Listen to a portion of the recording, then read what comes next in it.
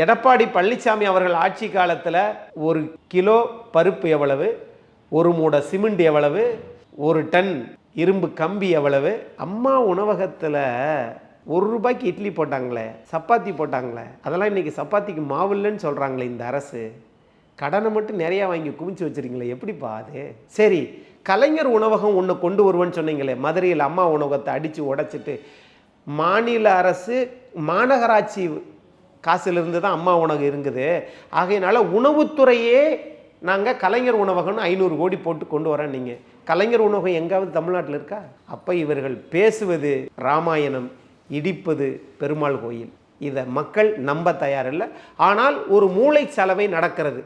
அதிமுக பலவீனமாக போச்சு, எடப்பாடி பலவீனமானவர். இப்போ பாமக வந்ததுக்கப்புறம் அதிமுக கூட்டணி பலம்னு பார்க்கப்படுதா? இப்போ அவர் ஏற்கனவே பலமானவர் தான். இவங்க அப்படி சொல்லி சொல்லி சொல்லி ஒரு மூளை சலவை, ஒரு பிம்பத்தை கட்டமைக்கிறாங்க. அதிமுக பலவீனம், தலைவர் பலவீனம்னு.